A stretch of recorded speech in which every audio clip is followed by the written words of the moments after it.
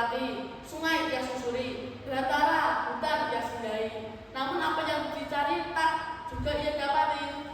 Sampailah Joko Slewo di sebuah desa yang bertemu Ki Blumbang Segoro.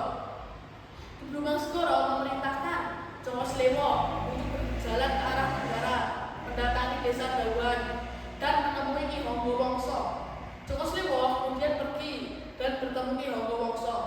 Ki Honggo Wongso memerintahkan Joko Slewo untuk pergi ke lereng Gunung Lawu sebelah utara desa Dawan dan menemui Ki Hajar Tumenggung.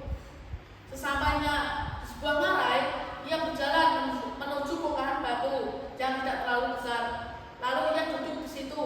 Sementara itu, ia memandangi tebing batu yang memantulkan air. Ada 7 mata air yang mengalir di antara celah bebatuan. Mata air itu mengalir ke sungai dan sedang.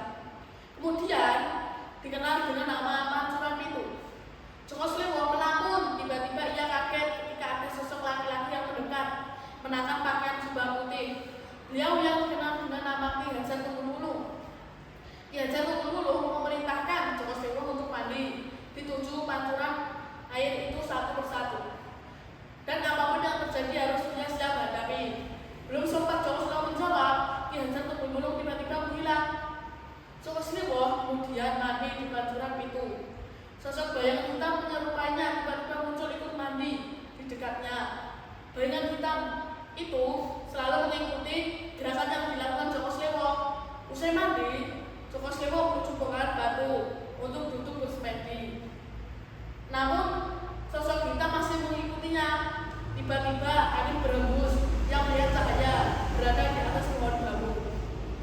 Ia coba meraih cahaya itu. Pohon bambu mulai dipanjat. Semakin ia memanjat, angin yang berembus tiba-tiba semakin kuat. Tapi Joko Slewo tidak gentar. Akhirnya sampailah Joko Slewo di pucuk pohon bambu.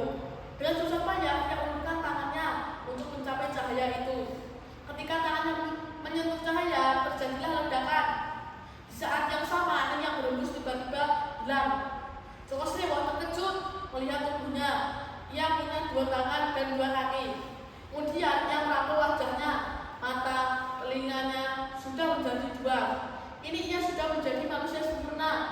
Ternyata bayangan hitam yang selalu mengikutinya menyatu dengan dirinya.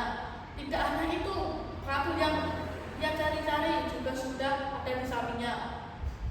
Sesosok bayangan hitam yang menyatu dengan diri Joko Slewo ternyata bagian tubuh dari Joko Slewo itu sendiri.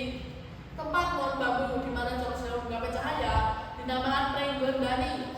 Pring adalah bahasa Jawa yang berarti bambu, Gon berarti tempat, sedangkan Dani berarti dandani atau memperbaiki. Tempat itu kemudian juga dinamakan Koconegoro. Begitulah cerita rakyat yang dipercaya Desa Blumbang, di mana cerita itu adalah syarat dengan filosofi. Pancuran Pitu adalah perlambangan ketika manusia punya keinginan, dia harus suci lahir dan batin. Sedangkan Semedi adalah media doa pada Tuhan. Ketika semua itu sudah menyatu, maka manusia akan mencapai kesempurnaannya. Pembelajaran yang dapat dipetik dari cerita ini adalah menerima dan mengenal diri sendiri, pantang menyerah,